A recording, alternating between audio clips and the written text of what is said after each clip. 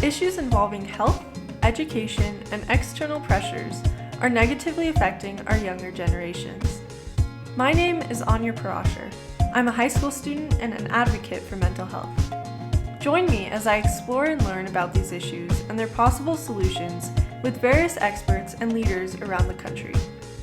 This podcast is affiliated with Project ECHO, Extension for Community Health Outcomes, a worldwide nonprofit organization that spreads critical and life-saving knowledge to various communities across the globe. Welcome and thank you for joining us. Welcome to the first ever segment of the LIFTER podcast with Project ECHO. My name is Anya Parasher, and I'm super excited to be able to start this project. I'm even more excited to have Christina Anaya on for the first segment. Christina is a project manager at the education team with Project ECHO. She works on social emotional programs as well as education and teacher resiliency. Joining us today from Hawaii, Christina Anaya.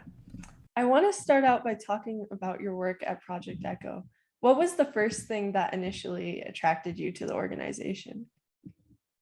So the first time I had ever heard about Project ECHO, I was actually in my undergrad course or taking undergrad courses at UNM. I am an alumni from UNM. It's my alma mater, but I became really quickly passionate about community work and those positive impacts it has on the surrounding communities and within the state of New Mexico. So being part of something that had a positive impact and greater than myself was something I was passionate about and wanted to strive for, especially after graduating college. That was a goal of mine. So when I came across it, I was actually searching through jobs, through UNM jobs, and I came across a job posting for Project ECHO and thought, Project ECHO, that sounds so cool. And I clicked on it. I remember reading the description, reading the mission and values, and they aligned so perfectly with my own at the time. And I remember applying, and I can't recall the exact job posting, but I remember just being like, I hope I get it. I hope I get it. And I never got a call back. But a few years later, working as a supervisor through WIC and as a nutrition educator, a year prior to that, I took some classes, or really courses that were mandated for us as educators to attend at Project ECHO, for Project ECHO virtually. So it kind of just fell into place. I remember thinking, hey, I know what this is. Like I've applied to them and it had been years, obviously. And one thing led to another, and I was able to actually obviously being given the opportunity to end up working with Project ECHO. But one of the things that really stood out to me that aligned so well, again, going back to those mission and values, they have 7 core values, but the 2 that really stood out to me was joy of work, because that was something that I always strived for, but never really truly found until I started working here, and democratization of knowledge, because the sharing that all teach, all learn mantra, as you've probably seen, and that they continuously share, obviously, with throughout their mission and throughout many videos and our outreach efforts.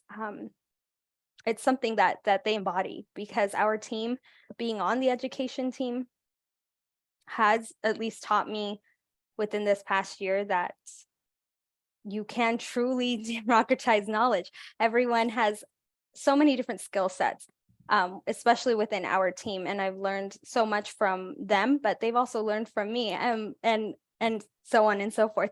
But that very sense of teamwork, I think, is what really drove me towards this organization, that values-based organization such as Project ECHO. So I'm incredibly thankful to be in the position that I'm in with them. Yeah, no, that's so awesome.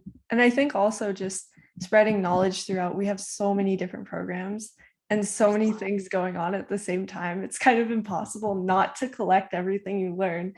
But exactly, yeah, that they really embody that all teach, all learn, that motto, their mantra, if you will.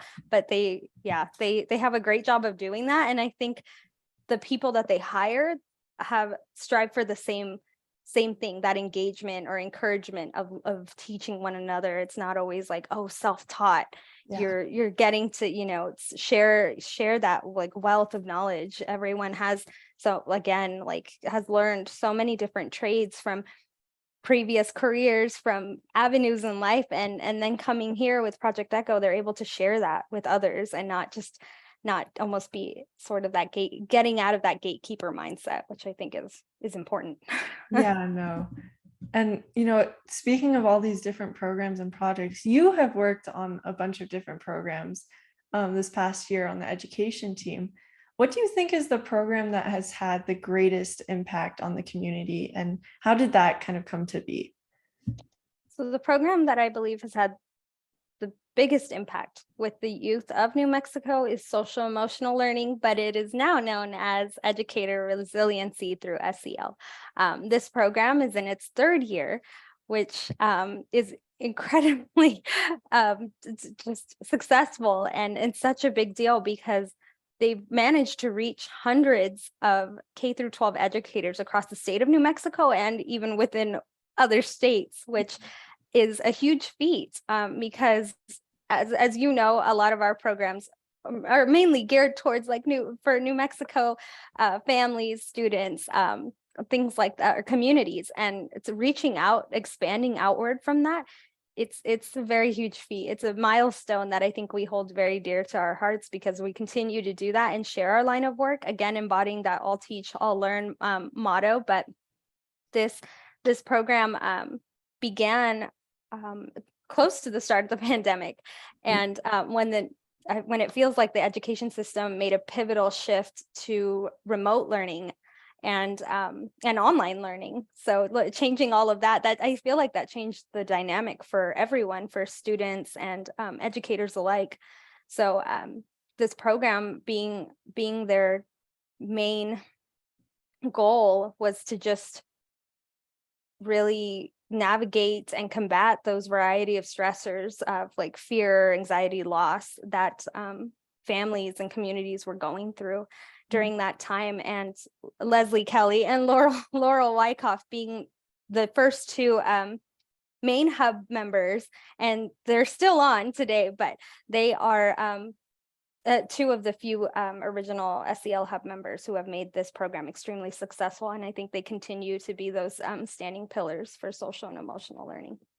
Yeah, no. And I think, I joined the SEL meeting on Tuesday, and I just thought it was amazing how you had all these different people who were coming from different areas, locations around New Mexico, but not only Absolutely. that, they had like all these different professions in teaching. And so it wasn't just like adults, it was like people from all different ages and people from like all different schools and different Yes. locations. So yeah, there's so many people from different walks of life that join our programs. We have nurses, we have counselors, again, those K through 12 educators, we've had coaches, we've had so many just different people that are within the education system that we don't even realize are just as likely to engage and be interested in this type of learning, or this methodology, if you will, of trying to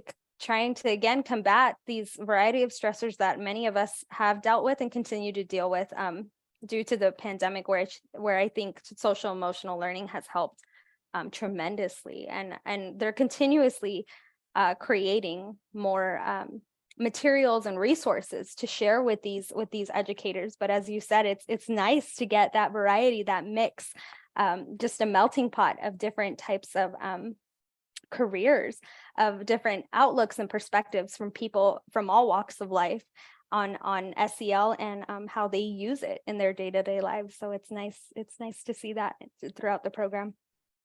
yeah, and it's great that you brought up the SEL program, because I was going to ask you, you've been able to experience SEL and work with it a lot in the past year, but what role have you seen SEL play in the classroom and throughout the community? And how is it going to change the classroom environment over the next few years? So I feel that the SEL framework, when it originally started, goes back to Castle's 5 core competencies. I know that's changed now as well, but when it originated and they included this, Leslie was right on the forefront, or on the cusp, if you will, Leslie Kelly, of that core competency for social and emotional learning. And it stands for academics for social and emotional learning.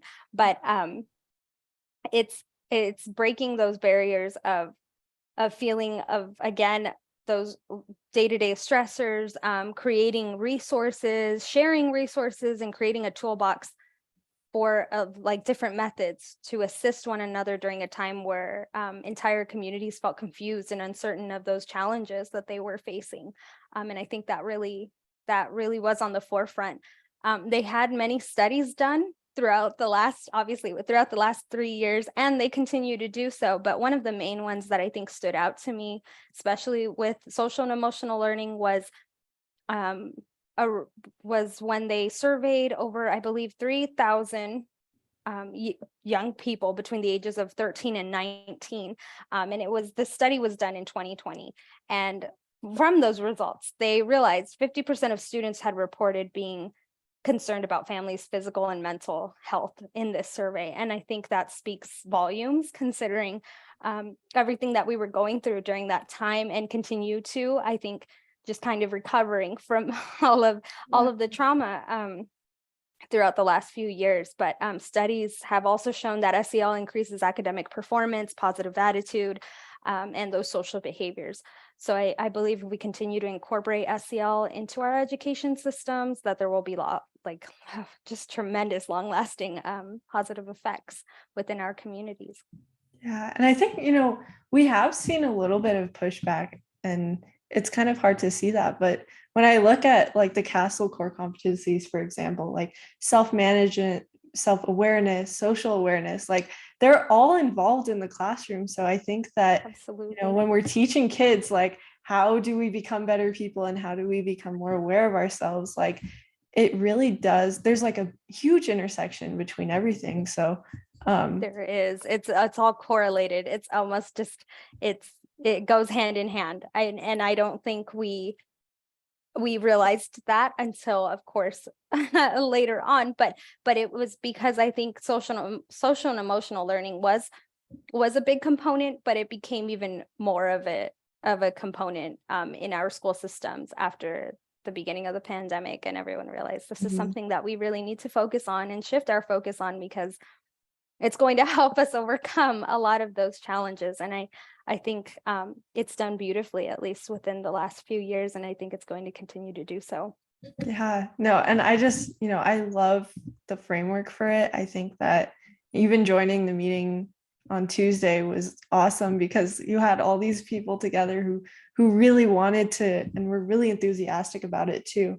Yeah, absolutely. They're extremely passionate about their line of work and what they've contributed and even what they're learning. I think for all of these new, as I believe Leslie and Laurel have spoke to, is that they are changing it. They are changing frameworks, and they continue to do so annually. But I think that's great, because we're adapting with those changes.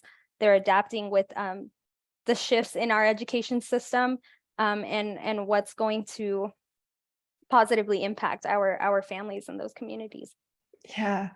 I want to talk a little bit about New Mexico specifically. I know you're in Hawaii, but yeah, no, it's fine. I'm a former resident, so I'm all for it. Exactly.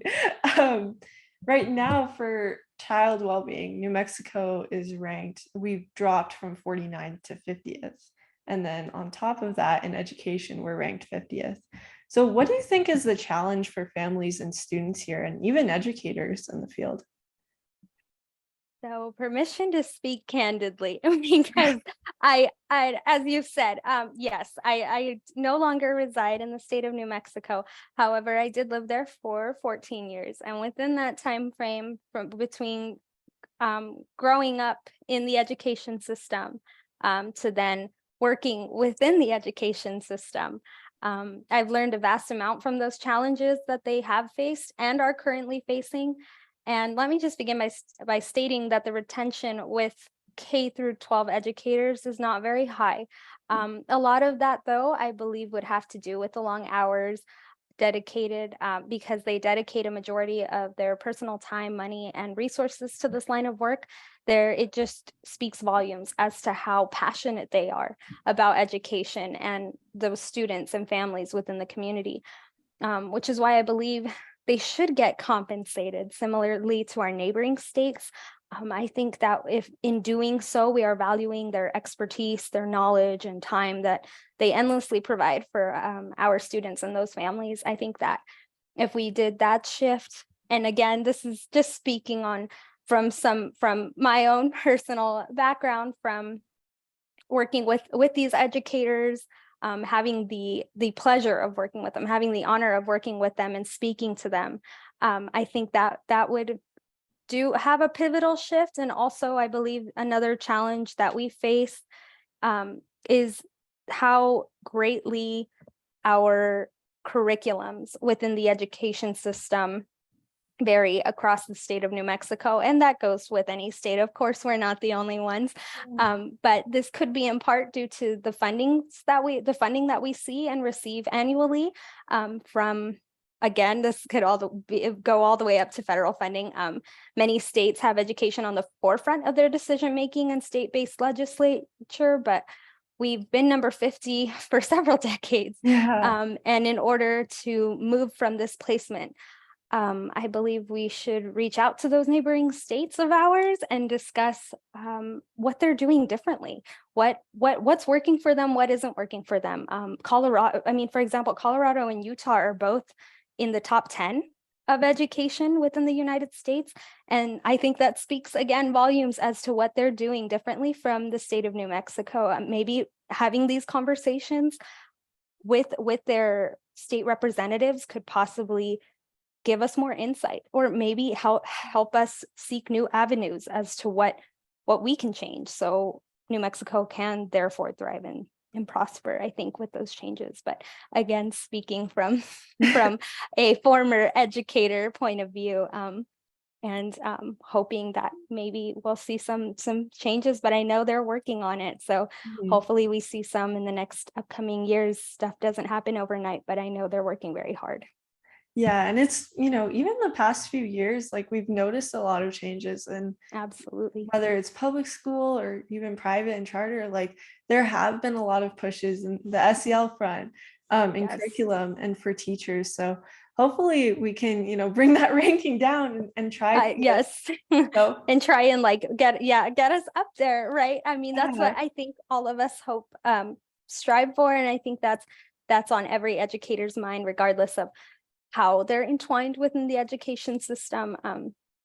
You learn a lot, so you get to see familiar faces, and then obviously meet new ones. And I think it's great that we're slowly starting to see those changes. And I think the effects of all of the changes we'll hopefully see at least within the next, hopefully, 5 years. And I think we will. I think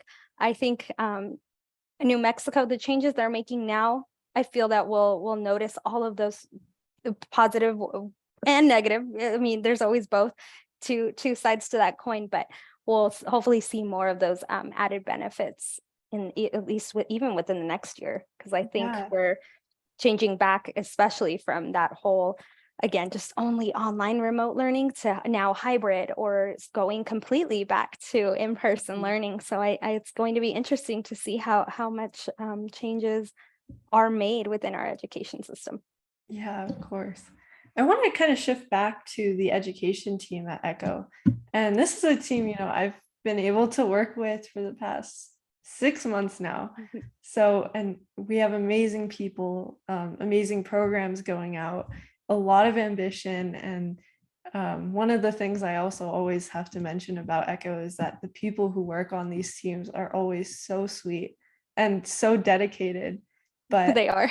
Yeah, I mean, I can, send out an email to someone and get like the sweetest response, even if I'm, asking about the worst thing or asking right, or you've never even met with them before, and they're just so kind and honest and hardworking.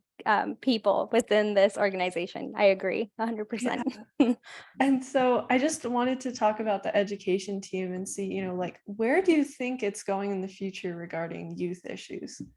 So I feel like the education team within Project Echo has expanded so rapidly. I mean, when I joined, we were such a small team, and now we've practically tripled in size, as you've seen as well, Anya. You've noticed even within the last 6 months, our team has expanded so rapidly. And I think that I can only assume that we will continue to make a positive impact within these surrounding communities, even well past our own state. I mean, we're reaching Oklahoma now. We're reaching others, all of Colorado, Utah, California. We're reaching states even all the way as far as the East Coast, and even some other countries have joined into our programs, which is amazing. I mean, you wonder how they even heard about us or through whom.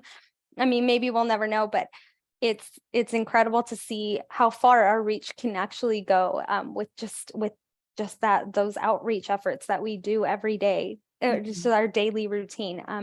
And it's incredible. And I can only hope that we continue to do so. And I'm sure they'll launch many more programs. I mean, within this past year, we've managed to launch well over 20 programs, which is at a huge feat again in itself, because many other programs haven't gotten to the level that we are, but without the team that we have and the all hands on deck sort of thing that we do here within the education team, without these valuable people on our team, I don't think we would have ever been able to launch that many and to progress as rapidly as we have. So super thankful for the people on our team. Shout out to the education team. Yes, no, I remember my first all staff meeting was in July, and I think the education team won something, or I don't know what it was. Yes, I believe it was like an award for one of the awards, like a values award. And you are right. Yes, there's over, I believe it's almost 200 on the call, maybe a little more now. I wouldn't even be surprised. Yes, I remember attending the same thing. And because all of us are now attending, as Anya said, those all staff meetings virtually, there's hundreds of us now. And that's something Project Echo didn't even have before either. I mean, when this is speaking outside of the education team, but Project Echo has expanded as well. They have over 300 employees now, and we don't even fit in our own building because of how many we are. And I think that's great. I mean, they're constantly hiring more, and because again, we're trying to reach that goal of touching 1 billion lives. I think we're going to reach sooner than I think anyone ever imagined. So it's going to be incredible to be a part of that here very soon, honestly. Yeah. No, and I remember reading about Project Echo too, and reading the 1 billion lives touched, it seems so big, but when you look at the programs that we're working on, it really, like the amount of outreach we've already done in countries and states, like it's crazy, and it doesn't seem as unrealistic after you look at that. It really does. I've said the same thing. Even within the past, even the year, even half a year, I thought, we're really that close. And I know Dr. Aurora has also spoke to this point as well, that we're actually getting closer than we realized in such a short amount of time. It was something, I believe originally the goal was by 2025, and I think we're probably going to reach that maybe even before the end of this year. We'll see. But it's the amount of countries that we're connected with now, and those super hubs that we have across the globe is incredible. That's something I've never even seen any other organization do. You hear about it all of the time, trying to reach so many lives before a certain deadline, and then you never really hear about it again, because it's normally a huge challenge. But I think because of the connections that Echo has made across the globe, worldwide, and it continues to do so every day, it's amazing. It's something that I honestly, again, speaks again to the reason why I joined this organization, just because being a part of something greater than myself was always something I strived for. So I'm super thankful again to be a part of this, because we are making a huge impact and on education, on health. And those are the two things that affect all of our communities, regardless of where you live. No, that's so true. And I just, I want to wrap up you being a former educator and being in the system as well. And now working with ECHO, what is the biggest piece of advice that you can give to educators and students who want to bring more of a focus on SEL to the classroom?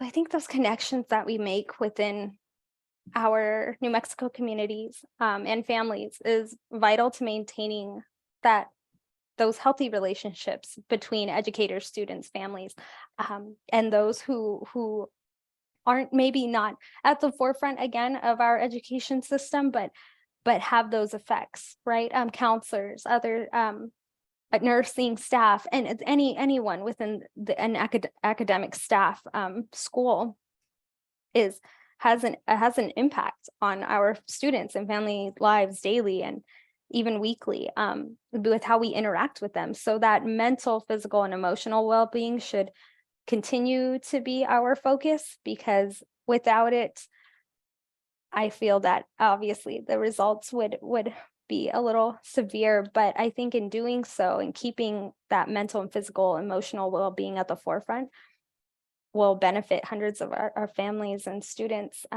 across the state of New Mexico. So I think if everyone just continues to do that, and we strive for that, and we continue to work on it daily within our schools and within our communities, I think we're going to see some really positive impacts and on graduating classes, on college students, and as we've already seen from different surveys from the data they've collected within the last few years. But I feel that if we continue to do this, we're going to see some long-lasting effects and benefits. Yeah. And one of the things you mentioned earlier that I really love is that, and it's really hard to work with this, but with SEL, it's really hard to get evidence of things with schools. And a lot of times the effects, it takes a long time for a project to really settle in and have those benefits. But I think, over the past few years, especially moving online through the pandemic, we've still been able to see a lot of great change made. So we have, yeah, absolutely. I think with this program, and hopefully it continues to thrive and prosper as it has within the last 3 years. But if we continue to shift and adapt to the changes within our communities, and tailoring the way that we teach, the methods that we use to play into to benefiting mental, physical, and emotional well-being with children from K through 12, even well beyond that, I think is a huge component of what our education system is all about. But I think just doing that and continuing to be a part of that movement, we're going to see a lot of great changes happening our way, hopefully within the next 6 months or a year. Well, knock on wood, where's the wood? Yeah, right. Knock on wood. Yes. Hoping for the best. Yeah. And I'm sure, even these past 6 months for me, like I've already seen, and I haven't been as involved with the team as an intern, but I'll check on Slack sometimes on our education channel, and I'm just seeing like all these programs and all of these outreach and like all of the milestones that we've been able to hit. We're going global, we're doing all of these things. So I really think that, even throughout all the expansion, New Mexico being at the center is amazing, because this is a place where we need it so badly. Absolutely. I couldn't agree more. Starting here, right? Always starting. I think that's something I've held near and dear to my heart within the last few years, especially after graduating from college. I remember just thinking, I want to be a part of something that affects, something even well past where I'm living within the communities I'm in. But in order to do so, we definitely have to start from the bottom, right? From within our neighborhoods, our local communities, and expanding outward. And I think Project Echo has done an incredible job with that. And as we've seen, and they continue to do so. And with this, it's helped, again, we've helped families with hundreds of resources, with getting with education, with